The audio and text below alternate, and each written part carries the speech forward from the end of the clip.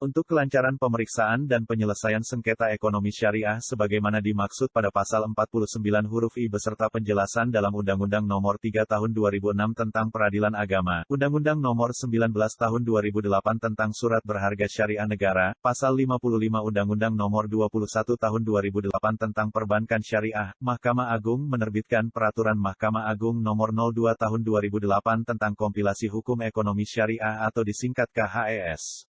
Hakim pengadilan dalam lingkungan peradilan agama yang memeriksa, mengadili dan menyelesaikan perkara yang berkaitan dengan ekonomi syariah, mempergunakan sebagai pedoman, prinsip syariah dalam KHES.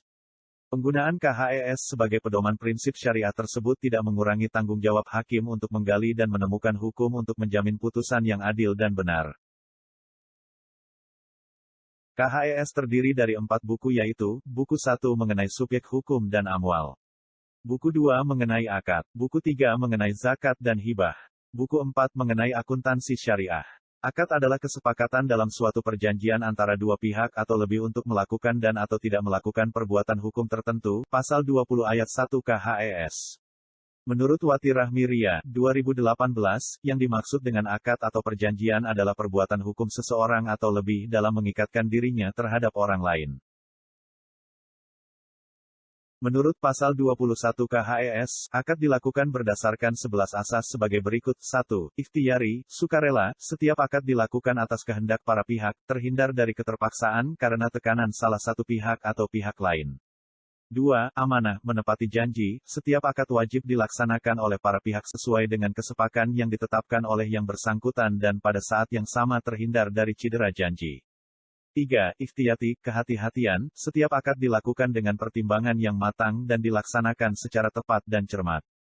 4. Luzum, tidak berubah, setiap akad dilakukan dengan tujuan yang jelas dan perhitungan yang cermat, sehingga terhindar dari praktik spekulasi atau maisir. 5. Saling menguntungkan, setiap akad dilakukan untuk memenuhi kepentingan para pihak sehingga tercegah dari praktik manipulasi dan merugikan salah satu pihak. 6. Taswiyah, kesetaraan, para pihak dalam setiap akad memiliki kedudukan yang setara, dan mempunyai hak dan kewajiban yang seimbang. 7. Transparansi, setiap akad dilakukan dengan pertanggungjawaban para pihak secara terbuka. 8. Kemampuan, setiap akad dilakukan sesuai dengan kemampuan para pihak, sehingga tidak menjadi beban yang berlebihan bagi yang bersangkutan. 9. Taisir, kemudahan, setiap akad dilakukan dengan cara saling memberi kemudahan kepada masing-masing pihak untuk dapat melaksanakannya sesuai dengan kesepakatan. 10. Itikat baik, akad dilakukan dalam rangka menegakkan kemaslahatan, tidak mengandung unsur jebakan dan perbuatan buruk lainnya.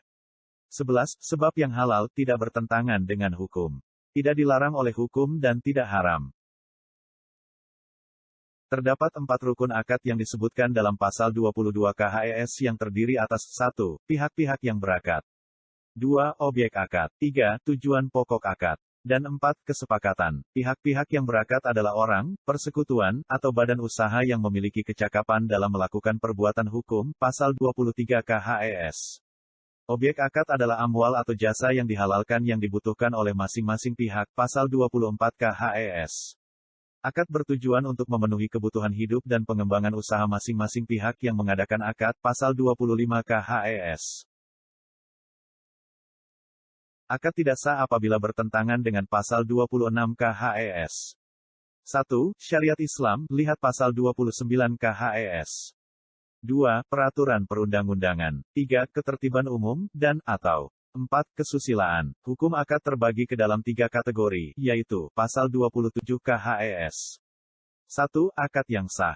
2. Akad yang fasad, dapat dibatalkan. 3. Akad yang batal, batal demi hukum. Akad yang sah adalah akad yang terpenuhi rukun dan syarat-syaratnya, Pasal 28, 1 KHES.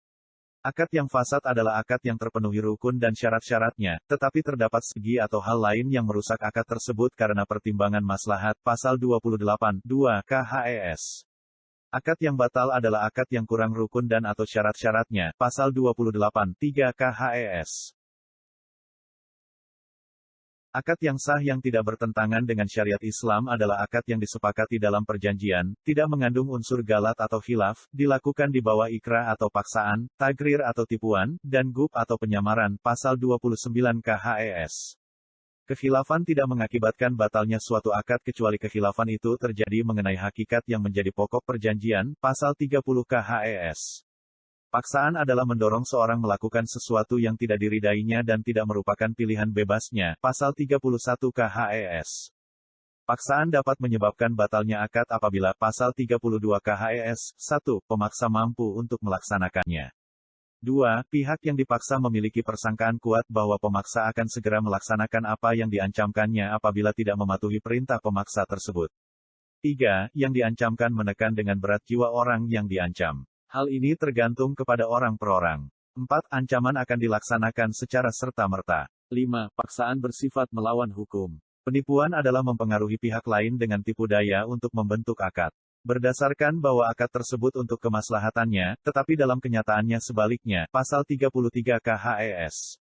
Penipuan merupakan alasan pembatalan suatu akad, apabila tipu muslihat yang dipakai oleh salah satu pihak, adalah sedemikian rupa hingga terang dan nyata bahwa pihak yang lain tidak membuat akad itu jika tidak dilakukan tipu muslihat, pasal 34 KHES. Penyamaran adalah keadaan di mana tidak ada kesetaraan antara prestasi dengan imbalan prestasi dalam suatu akad, pasal 35 KHES.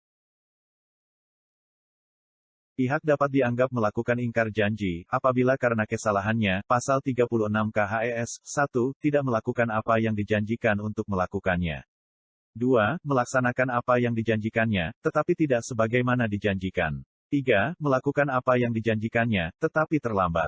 Atau, 4. Melakukan sesuatu yang menurut perjanjian tidak boleh dilakukan. Pihak dalam akad melakukan ingkar janji, apabila dengan surat perintah atau dengan sebuah akta sejenis itu telah dinyatakan ingkar janji atau demi perjanjiannya sendiri menetapkan bahwa pihak dalam akad harus dianggap ingkar janji dengan lewatnya waktu yang ditentukan pasal 37 KHES.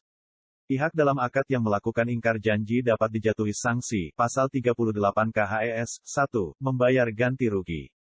2. Pembatalan akad. 3. Peralihan risiko. 4. Denda, dan, atau 5. Membayar biaya perkara. Sanksi pembayaran ganti rugi dapat dijatuhkan apabila pasal 39 KHES, 1. Pihak yang melakukan ingkar janji setelah dinyatakan ingkar janji, tetap melakukan ingkar janji.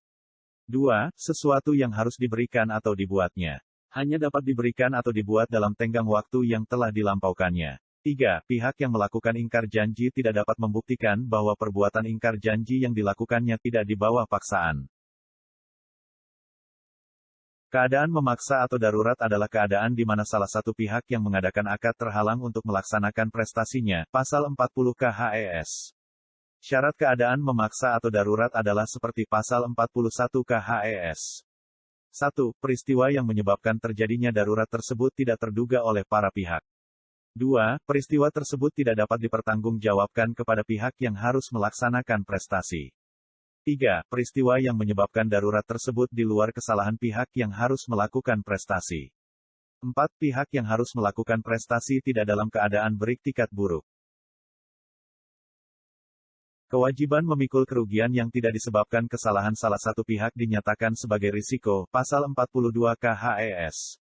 Kewajiban beban kerugian yang disebabkan oleh kejadian di luar kesalahan salah satu pihak dalam akad, dalam perjanjian sepihak dipikul oleh pihak peminjam, pasal 43, 1, KHES. Kewajiban beban kerugian yang disebabkan oleh kejadian di luar kesalahan salah satu pihak dalam perjanjian timbal balik, dipikul oleh pihak yang meminjamkan, pasal 43, 2, KHES. Semua akad yang dibentuk secara sah berlaku sebagai nas syariah bagi mereka yang mengadakan akad, pasal 44 KHES.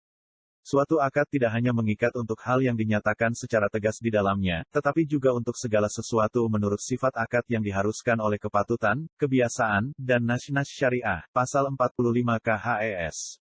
Suatu akad hanya berlaku antara pihak-pihak yang mengadakan akad, pasal 46 KHES.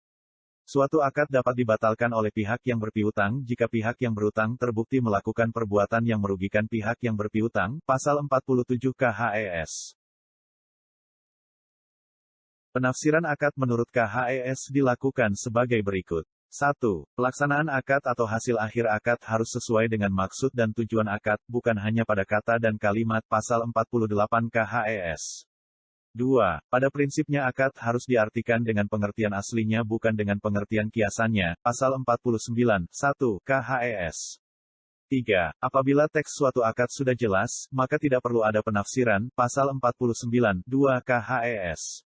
4. Melaksanakan suatu kalimat dalam akad lebih diutamakan daripada tidak melaksanakan kalimat tersebut, pasal 50 KHES. 5. Apabila arti tersurat tidak dapat diterapkan, maka dapat digunakan makna yang tersirat, pasal 51 KHES. 6. Jika suatu kata tidak dapat dipahami baik secara tersurat maupun tersirat, maka kata tersebut diabaikan, pasal 52 KHES. 7. Menyebutkan bagian dari benda yang tidak dapat dibagi-bagi, berarti menyebutkan keseluruhannya, pasal 53 KHES. 8. Kata yang pengertiannya tidak dibatasi, diterapkan apa adanya, sepanjang tidak terbukti ketentuan syariah atau hasil pemahaman yang mendalam. Membatasinya, pasal 54 KHES. 9. Jika suatu akad dapat diberikan dua macam pengertian, maka harus dipilihnya pengertian yang sedemikian yang memungkinkan akad itu dilaksanakan daripada memberikan pengertian yang tidak memungkinkan suatu pelaksanaan, pasal 55 KHES. Bagaimana hubungan antara hukum perjanjian menurut KUH Perdata dengan KHES? Seperti dijelaskan sebelumnya, ketentuan dalam buku 3 KUH Perdata pada umumnya hanya merupakan hukum pelengkap, Anvulenrecht, bukan hukum keras atau hukum yang memaksa. Pada umumnya orang dibolehkan mengesampingkan ketentuan-ketentuan yang termuat dalam buku 3 tersebut yang hanya disediakan dalam hal para pihak yang berkontrak itu tidak membuat peraturan sendiri. KUH Perdata juga menganut asas kebebasan berkontrak di mana orang leluasa untuk membuat perjanjian apa saja, asal tidak melanggar undang-undang, ketertiban umum atau kesusilaan. Dengan demikian ketentuan dalam KHES dapat digunakan sebagai acuan bagi para pihak yang berkontrak dalam membuat peraturan sendiri.